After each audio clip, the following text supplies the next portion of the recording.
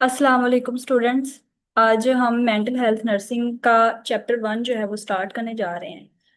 तो first of all मैं आपको इसका इंट्रोडक्टरी लेक्चर जो है वो इसके बारे में डिस्कशन कर लूँ आपके साथ कि इसका पेपर जो है ना हमारे पास वो होता है टोटल 100 मार्क्स का। ठीक है, इसका कोई वाइवा नहीं होता।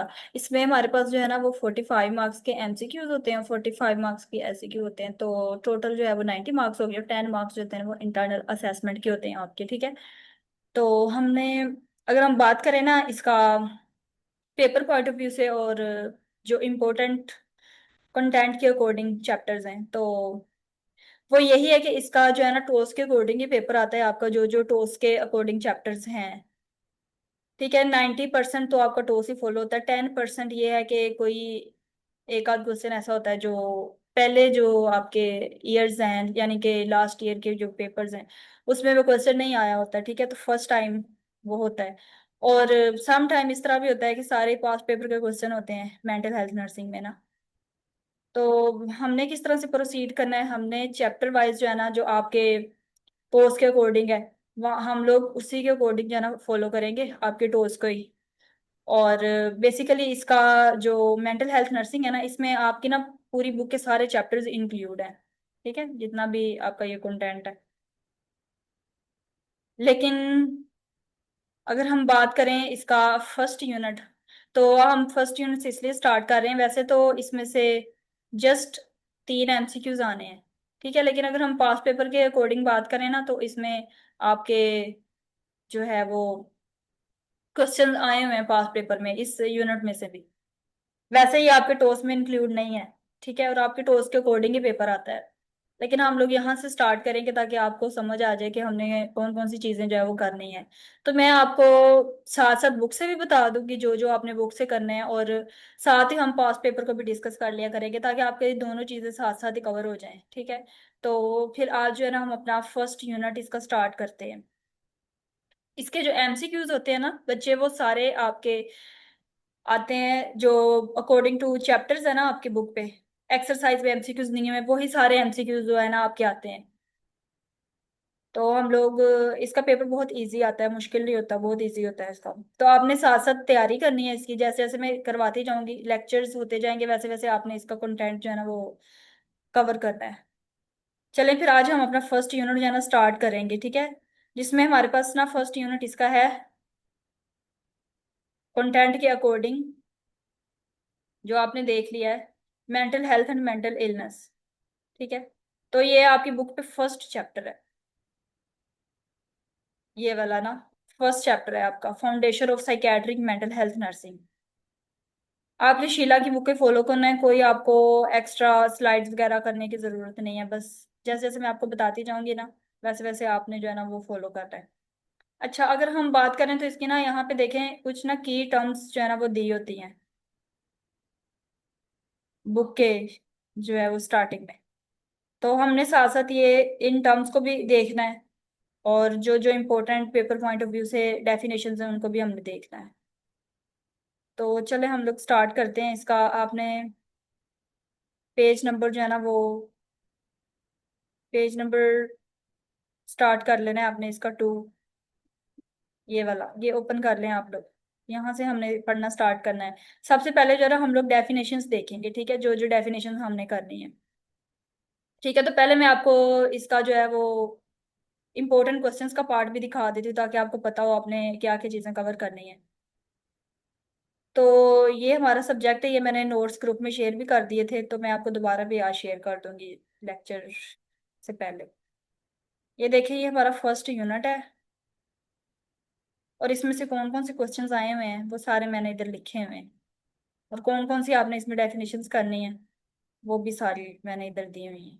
ठीक है, तो हम लोग जो है वो स्टार्ट करते हैं। देखें फर्स्ट पे डेफिनेशन है हमारे पास मेंटल हेल्थ की। Mental health is the state of complete physical mental and social wellness and not merely the absence of the disease और इन्फेमिटी। यानी कि ये डेफिनेशन जो है ना अपने हेल्थ की, ये मेंटल हेल्थ है हमारे पास। इसमें मेंटल हेल्थ की डेफिनेशन भी दी हुई है और हेल्थ की भी है। सबसे पहले हम हेल्थ की डेफिनेशन करेंगे जो कि WHO की है, और ये आपने पहले भी याद की हुई है कम्युनिटी में। हेल्थ जो है ना बेसिकली वो हमारे पास हमारी जो तीनों डायमेंशन है ना हेल्थ की, आपने कम्युनिटी में पढ़ा होगा फर्स्ट ईयर में भी, सेकेंड ईयर में भी, ठीक है। हेल्थ में हम तीनों डायमेंशंस को फॉलो करते हैं, फिजिकल भी, मेंटल भी और सोशल भी, ठीक है। इन तीनों डायमेंशंस को हमने फॉलो करते हुए इसकी डेफिनेशन जो है ना वो हम लोग इसको हेल्थ को डिफाइन करते हैं। हेल्थ जो है ना ये क्या है, हमारे पास कंप्लीट फिजिकल, मेंटल और सोशल वेलनेस है।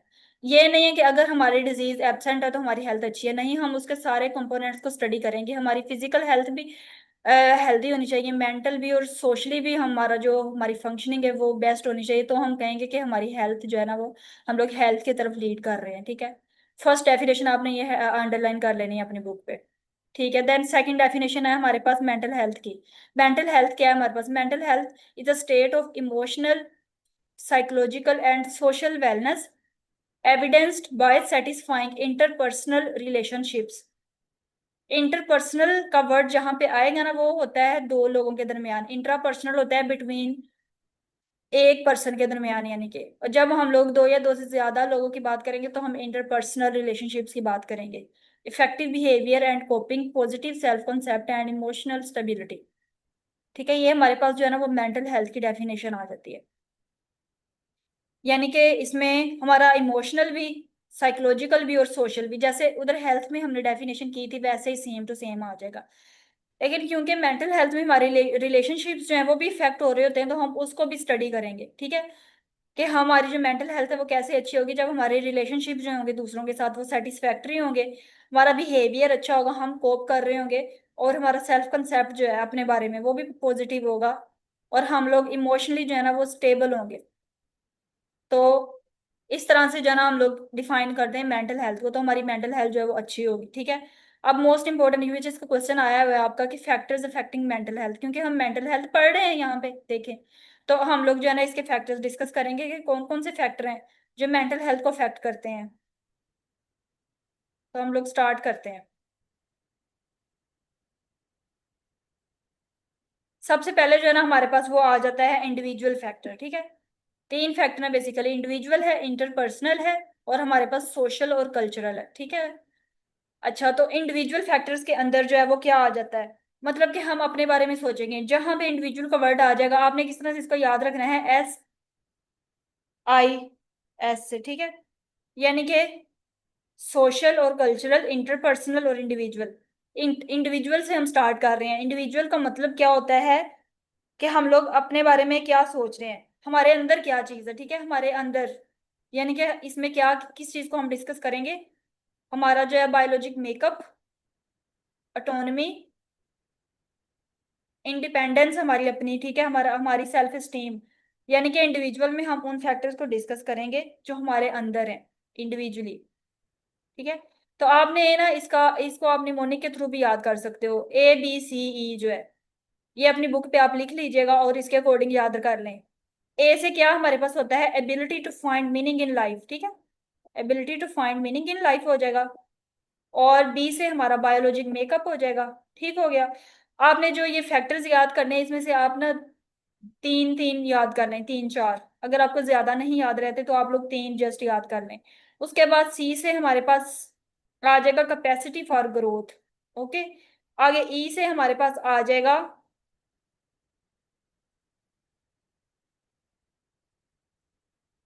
इमोशनल रेजिलियंस, ठीक है। और हार्डीनेस, रेजिलियंस का मतलब ये होता है कि आप कितना जो है ना आप स्टेबल हो, कोई भी आपके पास हेल्थ कंडीशन आ जाती है तो आप खुद को जो है वो किस तरह से उसके साथ कोप करते हो और स्ट्रेस को किस तरह मैनेज करते हो। तो ये जो है ना ABCE, ये निमोनिक आप अपनी बुक पे लिख लें, इंडिविजुअल फैक्टर्स के अंदर आपने जो है ना इंडिविजुअल फैक्टर्स में से ये याद कर रख लेने हैं, ठीक है। उसके बाद हमारे पास सेकंड फैक्टर है इंटरपर्सनल। इंटरपर्सनल का मतलब होता है कि दो लोगों के दरमियान, ठीक है, इससे वर्ड से शो हो रहा है। इंटरपर्सनल में हम मतलब कि डील करेंगे दूसरों के साथ। हम लोग इसमें पढ़ेंगे कि किस तरह हम दूसरों के साथ डील करते हैं, how I deal with others basically, it is called interpersonal. इसका निमोनिका आपने याद रख लेना है ABC। ए से आपने याद रखना है ability to help others, B से आपने करना है balance of separateness and connectedness, और सी से आ जाएगा हमारे पास community access. Sense of community, sense of community. तो बेसिकली ए से हमारे पास जो है वो ए जो है वो दो है, ठीक है। एक तो हमारे पास आ जाएगा एबिलिटी टू हेल्प अदर्स, और एक आ जाएगा एक्सेस टू एडिक्वेट रिसोर्सेज। तो आपने इंटरपर्सनल में जो है ना ABC, ये निमोनिक याद रख लेना है, और इस तरह से जो है ना इसमें से आपने 2 से 3 फैक्टर्स याद रख लेने हैं। देन हमारे पास आ जाता है थर्ड फैक्टर सोशल और कल्चरल। ठीक हो गया। सोशल और कल्चरल की जब हम बात करेंगे, तो हम बात करेंगे कि हमारे सराउंडिंग में क्या चीज है जिसको हम स्टडी कर रहे हैं।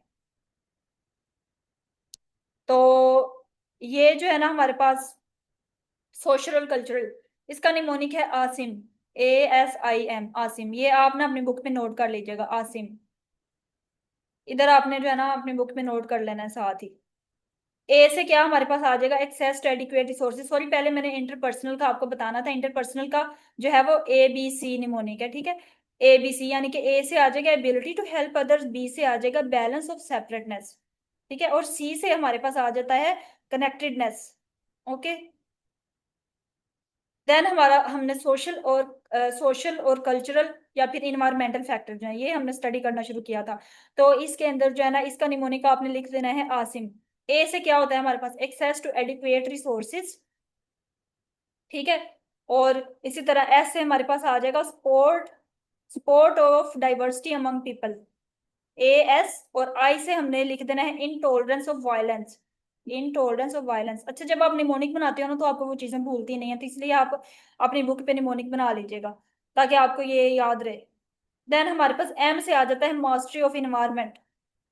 ठीक हो गया। अब हमने 3 फैक्टर्स पढ़ लिए, इंडिविजुअल, इंटरपर्सनल, सोशल और कल्चरल और इन्वायरमेंटल। ठीक हो गया।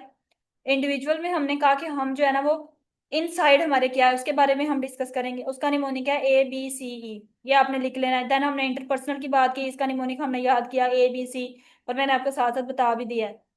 ठीक हो गया। देन हमने इंटरपर्सनल की जब बात की तो हमने कहा कि हम लोग जो है ना इसमें डिस्कस करते हैं कि किस तरह से हमने दूसरों के साथ डील करना है। देन सोशल कल्चर की हमने बात की, तो इसमें हमने कहा कि हमने जो है वो स्टडी करना होता है इन्वायरमेंट के बारे में कि किस तरह से हमारे जो सराउंडिंग है वो कैसी है, ठीक है, उसमें क्या क्या चीजें हैं, बेसिकली कौन सी रिसोर्सेज हमें प्रोवाइडेड हो रहे हैं, हमारी वायलेंस जो है वो भी, मतलब कि ये सारे फैक्टर जो है ना वो बेसिकली वो क्या करेंगे, वो हमारे मेंटल हेल्थ को अफेक्ट करेंगे। ठीक है, अगर वायलेंस होगी उससे भी हमारी मेंटल हेल्थ जो है वो खराब होगी। इसी तरह जो है हमारे पास रिसोर्सेज प्रॉपर नहीं होंगे तो भी हम लोग मेंटली डिस्टर्ब रहेंगे। ठीक है, तो बेसिकली ये सारे जो आपके फैक्टर्स थे ना, इंडिविजुअल, इंटरपर्सनल, सोशल और कल्चरल, तो ये आपकी मेंटल हेल्थ को अफेक्ट कर रहे हैं। देन हमने जो है ना वो मेंटल इलनेस की तरफ मूव करना है। इसकी डेफिनेशन भी UHS में आई हुई है, ये आप जो है ना बुक पे हाईलाइट कर लीजिएगा। मेंटल इलनेस क्या है बेसिकली, मेंटल इलनेस, इलनेस से शो हो रहा है कि हम इसमें जो है ना वो डिसऑर्डर्स को स्टडी कर रहे हैं, ठीक है। वो डिसऑर्डर्स, अब मेंटल, मेंटल से आपको समझ भी आ रही है मेंटली, मतलब कि हम लोग जो है ना इसमें कौन से डिसऑर्डर्स जो है वो स्टडी करेंगे जो हमारे मूड को अफेक्ट करते हैं, जैसे हमारी बिहेवियर है, हमारी थिंकिंग है, ठीक है। जैसे उसमें बिहेवियर और थिंकिंग को जो डिसऑर्डर अफेक्ट करते हैं उस वो हम मेंटल इलनेस में स्टडी करते हैं। इलनेस मतलब डिसऑर्डर्स, एंड मेंटल मतलब के जो हमारे मूड को, बिहेवियर को, थिंकिंग को जो है ना अफेक्ट करते हैं। तो MBT आपने ना ऊपर ये इस तरह से MBT लिख लेना है,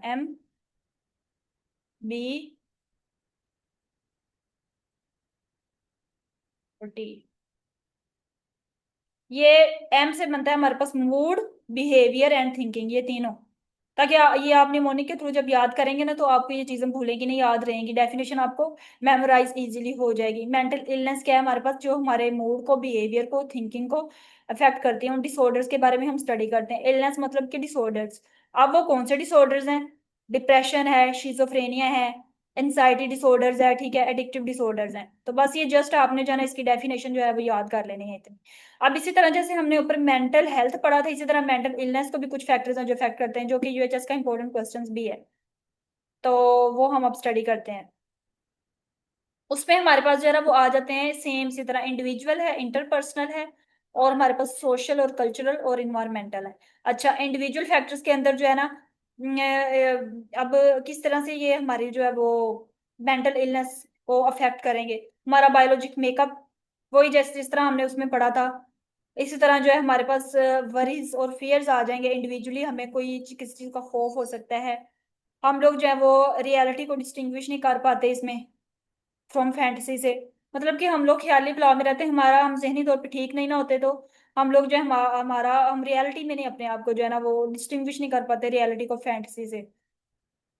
इसी तरह वहां पे था यहाँ पे जो है ना हम डिस्कस करेंगे इनटॉलरेंस ऑफ लाइफ अनसर्टेनिटीज। और हमारी जो है ना लाइफ में वहां पे तो हार्मनी होती है क्योंकि हमारी मेंटल हेल्थ थी। यहाँ पे जो इंडिविजुअल फैक्टर्स है ना वो मेंटल हेल्थ के ऑपोजिट आ जाएंगे यहाँ की, यानी कि यहाँ डिसहार्मनी होगी लाइफ के अंदर। जैसे वहां पे हमने पढ़ा था ना हार्मनी इन लाइफ, यहाँ पे डिसहार्मनी होगी। वहां पे हमने पढ़ा था कि फाइंड मीनिंग्स इन वंस लाइफ, लेकिन यहाँ पे क्या होता है लॉस ऑफ मीनिंग आ जाएगा क्योंकि हम लोग मेंटल इलनेस की बात कर रहे हैं। तो आपने पहले जो है वो मेंटल हेल्थ के फैक्टर याद रखने हैं, उसके ऑपोजिट आपने इंडिविजुअल फैक्टर्स के अंदर जो है ना वो मेंटल इलनेस के फैक्टर्स को डिस्कस कर देना है। इसी तरह हमारे पास इंटरपर्सनल फैक्टर्स है, ठीक है। इसमें भी आपने जो है ना वहां पे हमने पढ़ा था सेंस ऑफ बिलोंगिंगनेस होती है, यहाँ पे नहीं होती सेंस ऑफ बिलोंगिंगनेस, उसके ऑपोजिट है। इसी तरह वहां पे हम रिलेशनशिप बनाते हैं लेकिन यहाँ पे हम विथड्रॉल करेंगे क्योंकि हम लोग मेंटल इलनेस की बात कर रहे हैं। तो इसी तरह जो है ना वो तीन आपने जो है फैक्टर याद रख लेने हैं, 2 से 3 नेम लिख लेने हैं जस्ट। इसी तरह यहाँ पे इनएडिक्वेट सोशल सपोर्ट आ जाएगा इंटरपर्सनल में।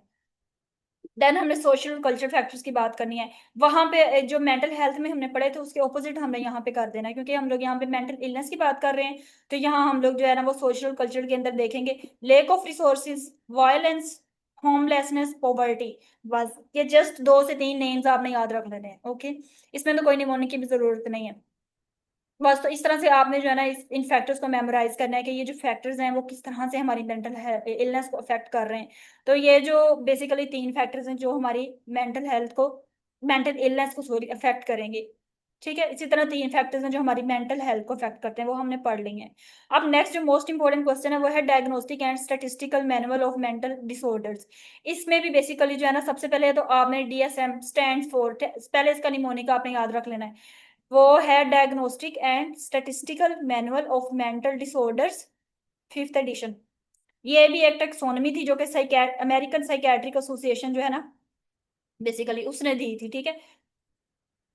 और मैं ये जिसमें मोस्ट इंपॉर्टेंट क्वेश्चन आया हुआ है defined DSM and it's purposes.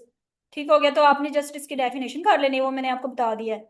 उसके बाद आपने जो है ना इसके 3 पर्पसेस करने हैं। अब हम वो पर्पसेस किस तरह से करेंगे वो भी मैं आपको इसका इजी वे में बताती हूँ। पर्पसेस में क्या होता है, सबसे पहले हमने आइडेंटिफाई करना होता है क्योंकि हम लोग डिसऑर्डर्स को स्टडी कर रहे हैं ना। देखिए इसके नेम से शो हो रहा है diagnostic and statistical manual of mental health disorders. तो इसके नेम से हमें शो हो रहा है कि हम यहाँ पे जो है ना वो इसके पर्पसेस में क्या स्टडी करेंगे।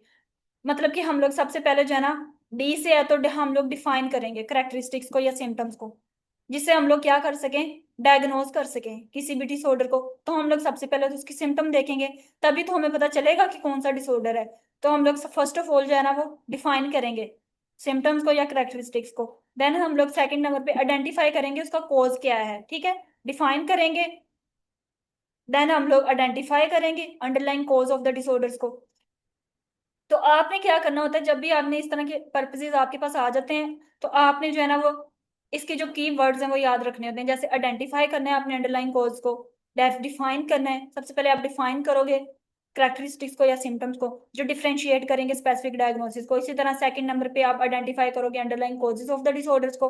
और थर्ड नंबर पे फिर जो है ना आप लोग एक स्टैंडर्डाइज नोमेनक्लेचर जो है वो प्रोवाइड करोगे, ठीक है, और language for the mental health professionals. तो बेसिकली इसके ये 3 पर्पसेज हैं जो कि वेरी वेरी इंपॉर्टेंट है। आई होप कि आपको समझ आ गए होंगे। To provide standardize nomenclature and language for mental health professionals. Nomenclature क्या होता है कि जिससे उसको प्रॉपर जो है ना वो हम लोग नेमिंग दे देते हैं, ठीक है, जिससे हमें डिजीज जो है ना उसको डायग्नोज करना हेल्थ प्रोफेशनल्स के लिए इजी हो जाता है, उसको लैंग्वेज उनकी जो है लैंग्वेज अंडरस्टैंडिंग के लिए। तो ये बेसिकली इसके 3 पर्पजेज हैं। पहले इसकी अपनी डेफिनेशन करनी है फिर इसके 3 पर्पजेज याद कर लेने हैं, ठीक है। इसके अंदर उन्होंने फर्दर जाना है, ये जस्ट आपने ना ये रीड करना है, ये इतना इंपॉर्टेंट नहीं है। बस ये उन्होंने बताया हुआ है कि जब हमारे पास ये क्लासिफिकेशन सिस्टम आ जाता है तो इससे क्या होता है कि जो प्रैक्टिशनर है वो आइडेंटिफाई कर सकते हैं फैक्टर्स को, ठीक है, जो कि रिलेट कर रहा होता है पर्सन की कंडीशन से। इसमें डिफरेंट उसकी मेडिकल कंडीशंस आ जाती हैं, उसकी साइकोलॉजिकल और इन्वायरमेंटल प्रॉब्लम्स आ सकती हैं, उसकी जो है वो साइकेट्रिक डिसऑर्डर्स आ सकते हैं। तो हम लोग डिफरेंट तरह से इसको क्लासिफाई करते हैं। साइकेट्रिक कंडीशंस भी आ सकती हैं उसकी, मेडिकल भी आ सकती हैं, साइको सोशल और इन्वायरमेंटल प्रॉब्लम्स भी उसको आ सकती हैं। तो जस्ट ये आपने रीड करना, जो इंपॉर्टेंट है वो मैंने आपको बता दिया। ओके,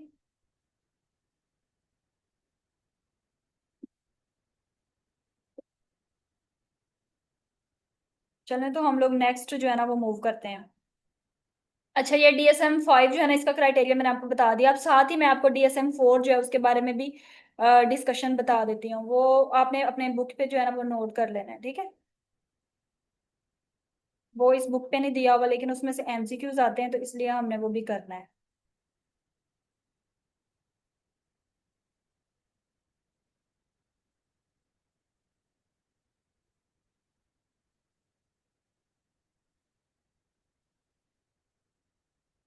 अब बेसिकली जो हमारे पास DSM-4 था ना, DSM-4 TR, ये DSM-5 से पहले था, ठीक है।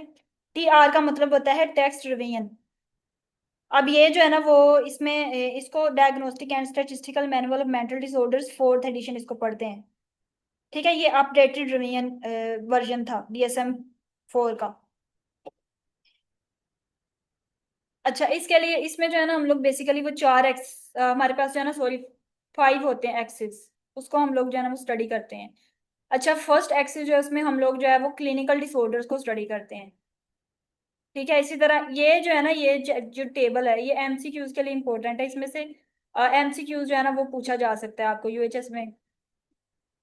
DSM-4 जो क्राइटेरिया, जो फर्स्ट एक्सिस है उसमें हम क्लिनिकल डिसऑर्डर्स के बारे में स्टडी करते हैं, यानी कि वो सारी कंडीशंस जो कि हमें जो है वो क्लिनिकल अटेंशन की तरफ लीड करती हैं, जिसे हमें क्लिनिकली आइडेंटिफाई करना होता है डिसऑर्डर्स को।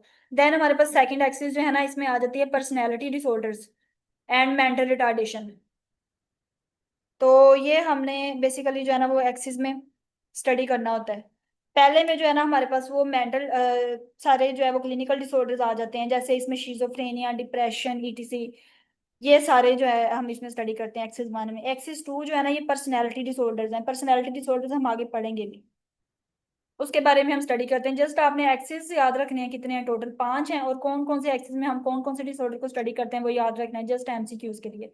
इसी तरह एक्सिस 2 है, तो इसमें हम पर्सनैलिटी डिसऑर्डर और मेंटल रिटार्डेशन को स्टडी करते हैं। देन हमारे पास एक्सिस 3 है, इसके अंदर हम लोग जो है ना वो मेडिकल कंडीशंस को स्टडी करते हैं। मेडिकल कंडीशन जो है वो कोई भी हो सकती है, जैसे आपकी फिजिकल हेल्थ कंडीशन हो सकती हैं जो कि आपकी मेंटल हेल्थ को अफेक्ट कर रही हैं, like HIV, AIDS, brain disorders, ये सारी जो है ना वो आ जाती हैं आपके पास। देन हमारे पास जो है वो फोर्थ डिसऑर्डर है। फोर्थ डिसऑर्डर जो है वो साइको सोशल और इन्वायरमेंटल प्रॉब्लम्स है। इसमें लाइफ स्ट्रेसेस आ जाते हैं, ठीक है। आपके लाइफ स्ट्रेसेस आ जाते हैं जो कि आपकी पर्सन की कंडीशन को अफेक्ट कर रहे होते हैं, जैसे अनएम्प्लॉयमेंट, डाइवोर्स वगैरह, ठीक है। डेथ ऑफ लव्ड वन, ये सारे साइको सोशल इन्वायरमेंटल प्रॉब्लम में आ जाते हैं। देन हमारे पास जो है वो 5th नंबर पे आ जाता है एक्सिस 5। एक्सिस 5 में हम क्या करते हैं, ग्लोबल असेसमेंट ऑफ फंक्शनिंग, यानी कि GAF, it stand for GAF, global assessment of functioning. इसके अंदर जो है ना हम लोग स्कोर देते हैं, स्कोरिंग क्राइटेरिया हम देखते हैं। ये एक्सिस जो है ना वो क्लिनिशियंस जो होते हैं उनको अलाउ करता है कि वो रेट करे क्लाइंट के ओवरऑल लेवल ऑफ फंक्शनिंग को। इसमें जो स्केल होता है ना वो होता है 0 से 100, जो हम यूज करते हैं उसकी फंक्शनिंग को असेस करने के लिए। हायर स्कोर अगर होगा तो क्या होगा, वो बेटर फंक्शनिंग को शो करेगा, ठीक है। तो जस्ट आपने ये अपने बुक पे नोट कर लेना है। ये जस्ट MCQs के लिए आपको मैंने करवाया है। DSM-5 से पहले जो है ना DSM-4 क्राइटेरिया था।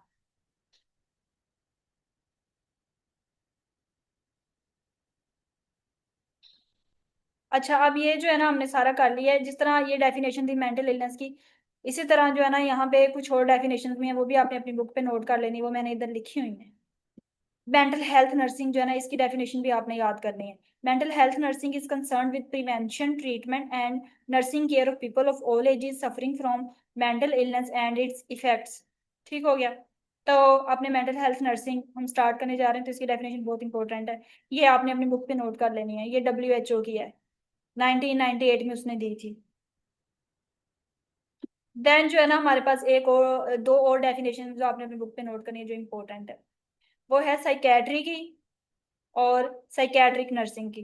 साइकेट्री क्या होता है बेसिकली? साइकेट्री एक ब्रांच है मेडिसिन की, जो कि जिसमें हम डील करते हैं diagnosis, treatment and prevention of mental illness. Very simple and easy. ये आपने अपनी बुक पे नोट कर लेनी है, साइकेट्री की डेफिनेशन। देन साइकेट्रिक नर्सिंग की डेफिनेशन इंपॉर्टेंट है। ये इसमें हम इसकी डेफिनेशन है कि इस जिसमें हम डील करते हैं promotion of mental health, prevention of mental illness, care and rehabilitation of mentally ill individuals both in the hospital and community. ठीक है, ये है कम्युनिटी।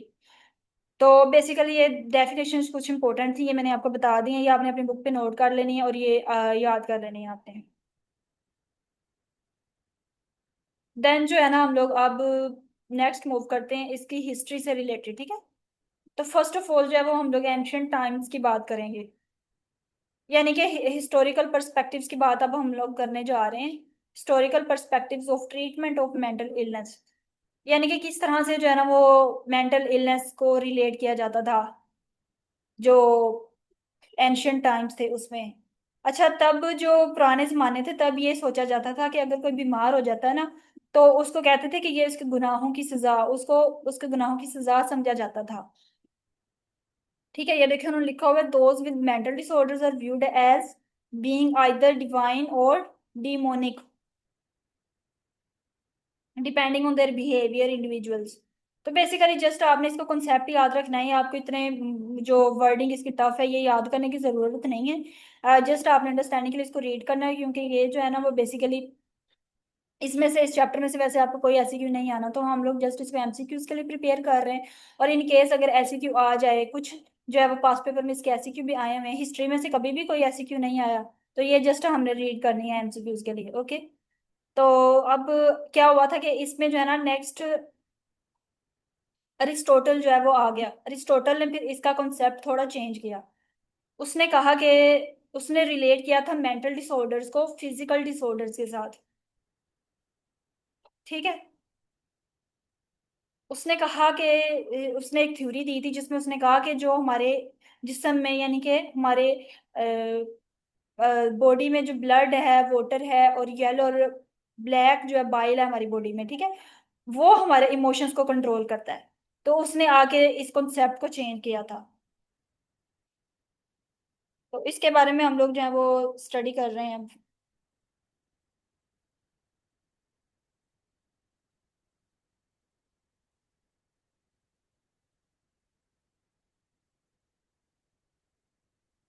सबसे पहले तो आपने ये याद रखना है कि अरिस्टोटल जो है, इसने किस चीज पे फोकस किया था, इसने क्या किया, इसने फिजिकल डिसऑर्डर्स को, इसने मेंटल डिसऑर्डर्स को फिजिकल डिसऑर्डर के साथ जो है वो एसोसिएट किया, और इसने अपनी थ्योरी डेवलप की। और इसने कहा कि जो हमारी बॉडी में ब्लड, वाटर, येलो और ब्लैक बाइल होता है, वो हमारे इमोशंस को कंट्रोल कर रहा होता है। तो इसने एक लॉजिकल जो है ना वो रिलेट किया कि हमारी मेंटल इलनेस जो है वो किससे रिलेट कर रही है। ठीक है, हमारे इमोशंस किस तरह से कंट्रोल हो रहे हैं। तो हम लोग बेसिकली इसमें पढ़ते हैं कि अब इसकी वर्किंग जो है वो किस पे थी कि जो ब्लड है ना, बेसिकली ब्लड, ये जो दीज फोर सब्सटेंसेस थे, और ह्यूमर्स भी इनको, इन अदर वर्ड्स हम इनको ह्यूमर्स भी कहते हैं। ब्लड है तो वो किस चीज को शो कर रहा है, हैप्पीनेस को। इसी तरह वाटर है तो वो किस चीज को शो कर रहा है, कामनेस को। इसी तरह हमारे पास येलो बाइल है तो वो एंगर को शो कर रही है। इस तरह ब्लैक है तो वो सैडनेस को शो कर रहा है। यानी कि ये हमारे जो है वो इमोशन से रिलेट कर रहे हैं। ठीक है ना? तो इसने अपनी थ्योरी डेवलप की थी जिसमें इसने ये चार जो है ना वो हमारे पास, जिसको हम लोग इन अदर वर्ड्स, इनको हम लोग ह्यूमर्स भी कहते हैं, फोर फ्लूइड्स भी इनको कहते हैं, जो हमारी बॉडी में इमोशंस को कंट्रोल कर रहे होते हैं।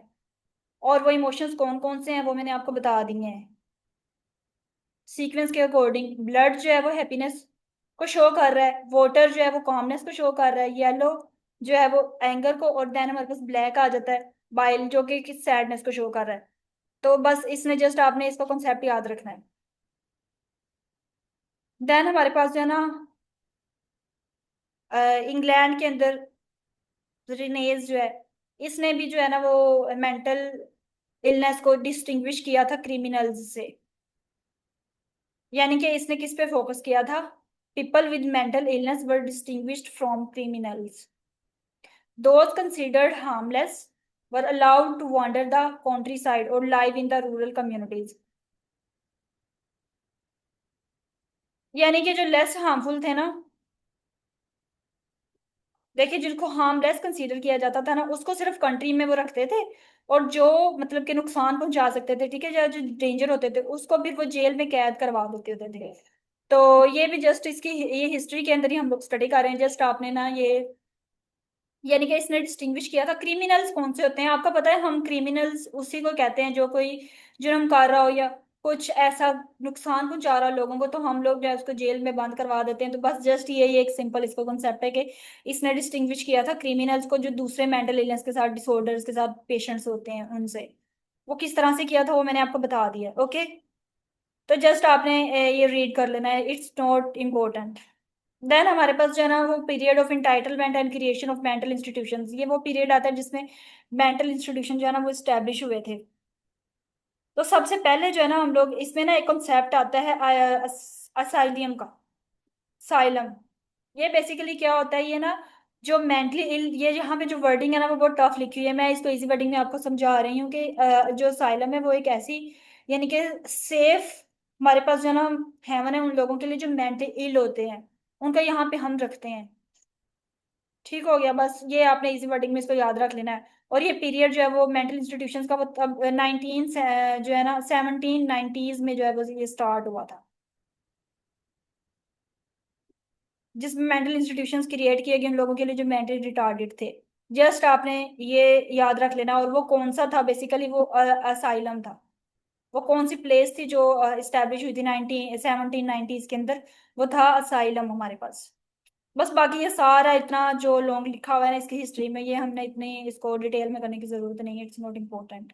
देन हमारे पास सिगमंड फ्रॉड जो है, इसकी इसका आ जाता है कि इसने जो है वो किस तरह से हम लोग क्योंकि हिस्ट्री पढ़ रहे हैं ना इसकी, तो इसमें हम डिफरेंट साइंटिस्ट के बारे में पढ़ेंगे, किसने क्या क्या काम किया था। सिगमंड फ्रॉड के बारे में अब हम पढ़ेंगे कि इसने किस तरह से ट्रीट किया था मेंटल डिसऑर्डर्स को। तो ये जो है ना ये 1856 से 1939 जो है, ये इसका सन है। सबसे पहले तो आपने ये याद रख लेना है, जब इसने treatment of mental disorder start किया था।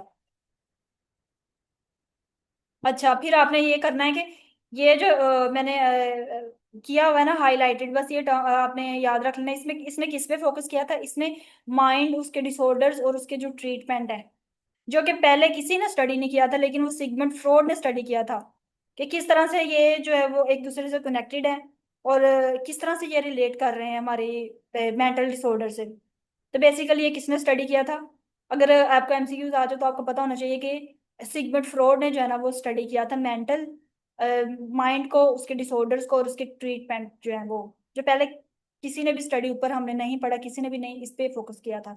तो ये जो है ना बेसिकली ये पायनियर था। ये theories built on fruits pioneers work. इसने सबसे पहले मेंटल डिसऑर्डर्स को जो है ना वो स्टडी किया था। ओके, सिगमंड फ्रॉड के बारे में आपने जस्ट ये याद रख लेना है। देन हमारे पास आ जाता है आगे डेवलपमेंट किस तरह से हुई साइको फार्माकोलॉजी। साइको फार्माकोलॉजी में जो है ना इसके वर्ड से शो हो रहा है कि हम लोग साइको मतलब के ब्रेन डिसऑर्डर्स, ठीक है। फार्माकोलॉजी में हम जो है वो स्टडी करते हैं ड्रग्स के बारे में। तो वो कौन कौन सी ड्रग्स थी, जस्ट ड्रग्स के नेम जैसे क्लोरप्रोमाजीन, एंटीसाइकोटिक ड्रग्स, ये सेकंड ईयर में भी आप लोगों ने पढ़ा हुआ है फार्माकोलॉजी में। तो ये ड्रग्स के आपने जस्ट नेम जो है ना वो देख लेने हैं, इंपॉर्टेंट नहीं है इतना। देन आगे जो है ना वो लिखा हुआ है move toward community mental health. तो ये भी कोई इंपॉर्टेंट नहीं है, ये आपने जो है ना वो नहीं करना। इतना ज्यादा आप लोग को इसकी हिस्ट्री याद करने की जरूरत नहीं है क्योंकि ये इंपॉर्टेंट नहीं है। देन हमारे पास मेंटल इलनेस आ जाती है 21st सेंचुरी के अंदर।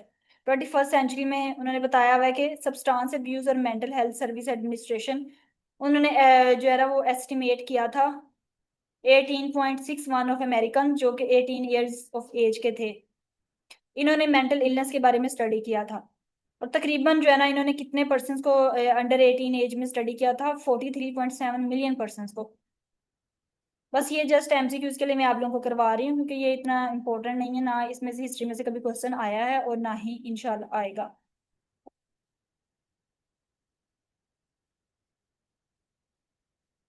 देन ये ना हमारे पास कुछ ना हेल्दी पीपल के ऑब्जेक्टिव्स हैं। हेल्दी पीपल कौन से होते हैं, तो ये हेल्थ ऑब्जेक्टिव्स हैं। ये तो जस्ट आपने रीड करने हैं, जैसे कि हमने सुसाइडल रेट को कम करना है, हमने सुसाइड अटेम्प्ट्स को कम करना है एडोलिसेंट्स के अंदर। तो it's not important basically.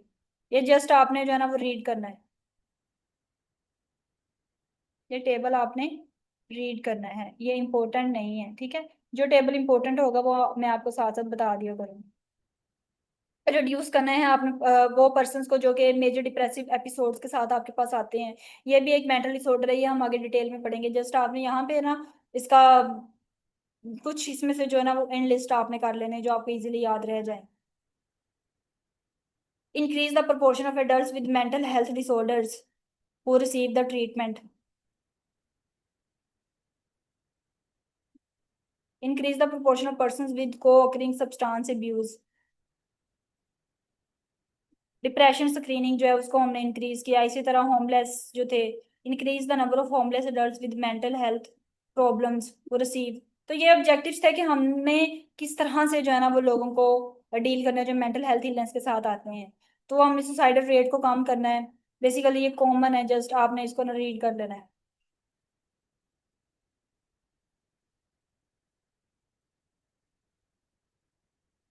Then हमारे पास जो है हमने नेक्स्ट, हाँ अब हमारे पास आता है कल्चरल कंसिडरेशन।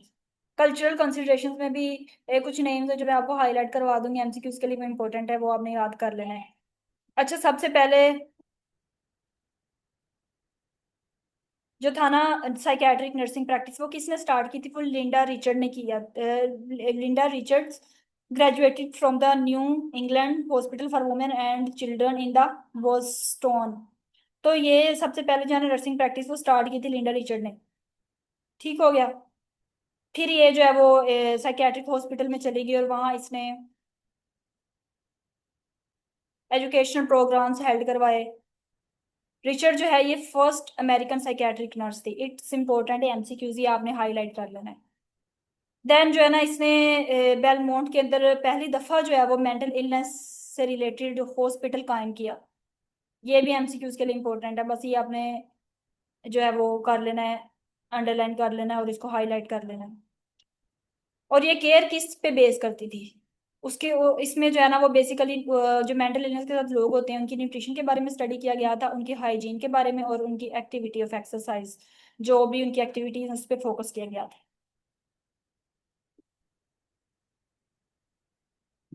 ठीक हो गया। उसके बाद इसने अपनी फर्स्ट टेक्स्ट बुक भी लिखी थी। Nursing mental disease bye Harriet बेले वॉज पब्लिश्ड इन 1920। ये इसकी टेक्स्ट बुक का नेम था। तो ये भी आपने जो है ना अंडरलाइन कर लेना, इट्स इंपॉर्टेंट फॉर एमसीक्यूज। बस बाकी जो है ना ये इतना ज्यादा आपको करने की जरूरत नहीं है, ये इंपॉर्टेंट नहीं है ये भी। आगे हम नेक्स्ट जो है ना वो मूव करते हैं, जो हमारा इंपॉर्टेंट क्वेश्चन है।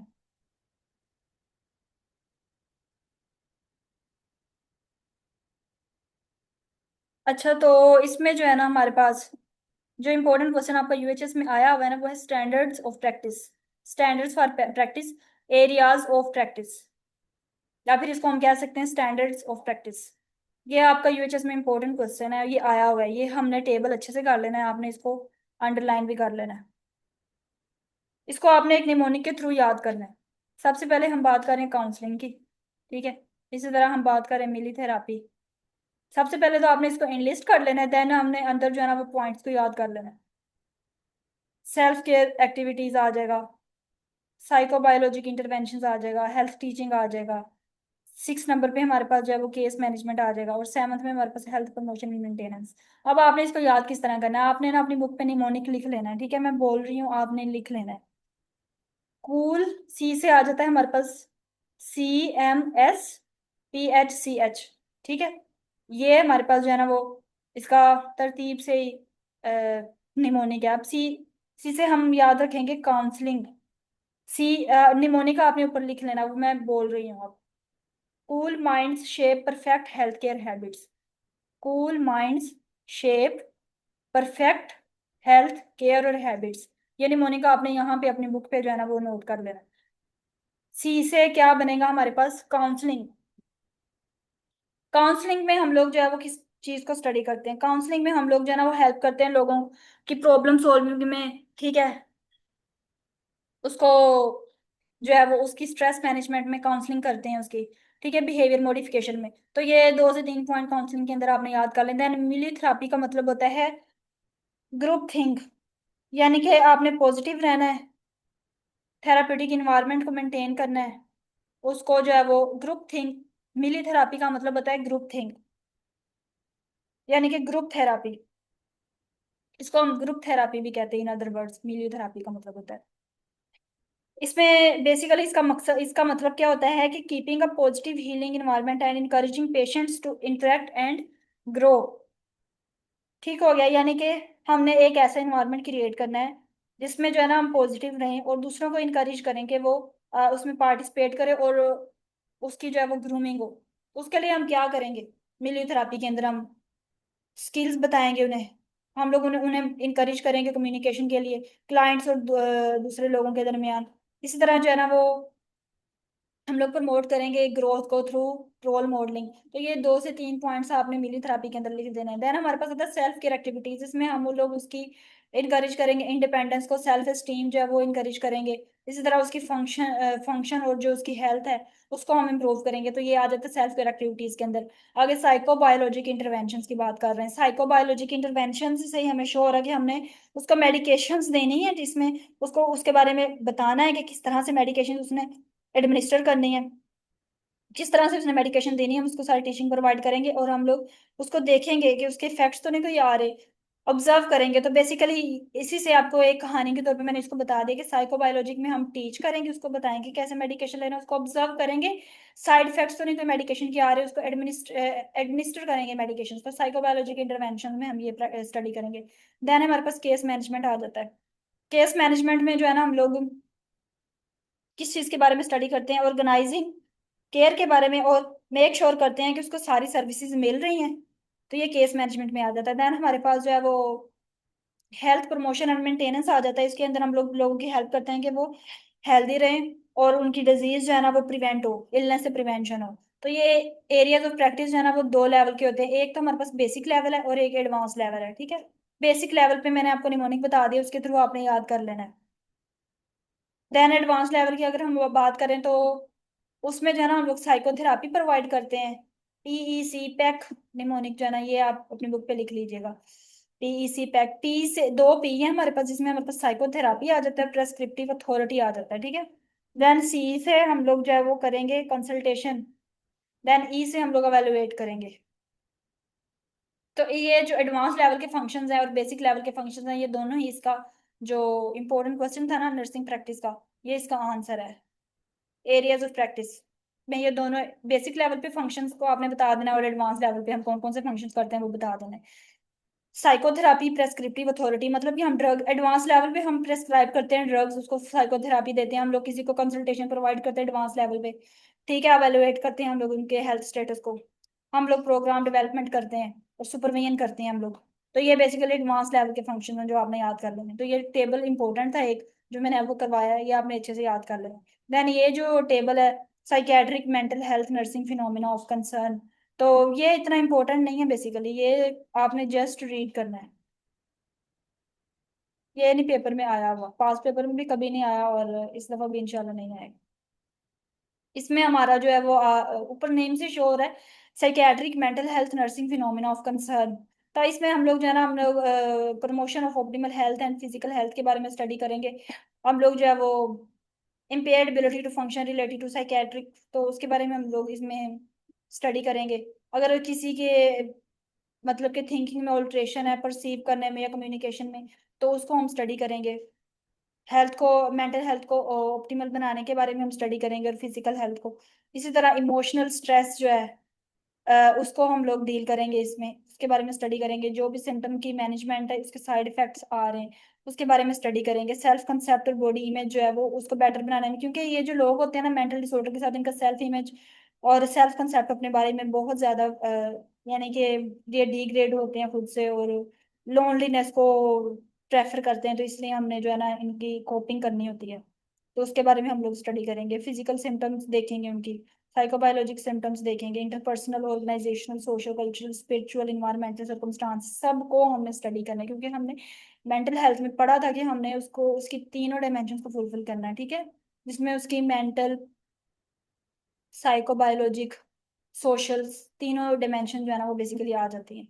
इसी तरह हम लोग उसकी रिकवरी के जितने भी एलिमेंट्स हैं उसको स्टडी करेंगे। तो बस ये आपने टेबल जस्ट रीड कर लेना है, ये जो इंपॉर्टेंट था वो मैंने आपको बता दिया है कि जो यूएचएस में आया हुआ उसको आपने अच्छे से करना है।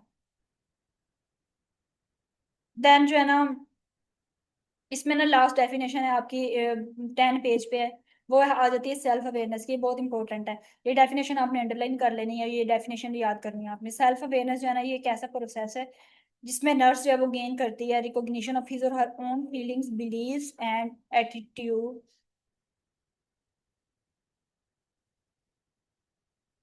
Nursing in the nursing, being aware of one's feelings, thoughts and values, ये उसका जो है ना वो प्राइमरी फोकस होता है। तो बेसिकली आपने ये डेफिनेशन अपनी बुक पे जो है ना वो बना इसको आपने हाईलाइट कर लेना और ये डेफिनेशन याद कर लेना। बस ये डेफिनेशन इंपॉर्टेंट है इसकी। नेक्स्ट मैंने आपको ये डीएसएम का बता दिया था, ये आप लोग जो अपनी बुक पे भी नोट कर लीजिएगा या आप स्क्रीनशॉट ले लीजिएगा। और इसके अलावा अब हम लोग जो है ना इसके पास पेपर की डिस्कशन करते हैं, और आप देखेंगे कि हमने सारे क्वेश्चन उसमें कवर कर लिए हैं, ठीक है। पास पेपर आपने ये देखे मैंने यहाँ पे लिखे भी हुए हैं, आपने भी यहाँ पे नोट कर लेने, और मैंने आपको पीडीएफ शेयर कर दूंगी जिसमें मैंने इंपॉर्टेंट क्वेश्चन इस पहले यूनिट के लिखे हुए हैं जो आए हैं। Write down the purposes of DSM 5 criteria, जो कि हमने पढ़ लिए हैं। Categorize factors contributing to mental illness with 2 examples of each, ये भी पास पेपर का क्वेश्चन है, ये भी हमने पढ़ लिया। डिफाइन मेंटल हेल्थ इलनेस, ये भी हमने पढ़ लिया है। Then factors affecting mental health, ये भी हमने पढ़ लिया। सेल्फ अवेयरनेस की डेफिनेशन आई हुई है पास पेपर में, वो भी हमने कर ली है। एरिक्सन की स्टेजेस हैं, ये नेक्स्ट यूनिट में है, तो वहाँ हम करेंगे इसको कवर। ठीक हो गया, तो अपनी बुक पे आपने ये नोट कर लेना इंपॉर्टेंट क्वेश्चन। ये देखें, ये पीडीएफ मैंने आपके साथ शेयर भी किया था। Categorize factors contributing to mental illness with 2 examples, ये पीडीएफ मैं आपके साथ शेयर भी कर दूंगी, और ये आपने इस पीडीएफ से देख के वहाँ क्वेश्चन जरा में नोट कर लेने हैं। साथ साथ ही आपने पास पेपर के क्वेश्चन भी आपके होते जाएंगे और आपको यूनिट भी कवर हो जाएगा। देन डिफाइन है डीएसएम की और इसके पर्पसेज है। देन फैक्टर्स हैं मेंटल हेल्थ के, और देन हमारे पास जो है वो उन्होंने लिखा हुआ है कि list 5 clinical activities of psychiatric health nurse, ये हमने बुक के जो है ना पेज नंबर 8 पे पढ़ लिया था, जो हमने टेबल पढ़ा था बेसिक और एडवांस लेवल पे जो उसके फंक्शंस थे। इसी तरह हमारे पास जो है ना वो डिफाइन द फॉलोइंग टर्म्स है, ये भी मैंने आपको बता दिया था कि इंपॉर्टेंट टर्म्स हैं, आपने लिख लेनी है और आपने याद कर लेनी है। साइकेट्रिक नर्सिंग की डेफिनेशन भी हमने पढ़ ली, साइकेट्री की भी।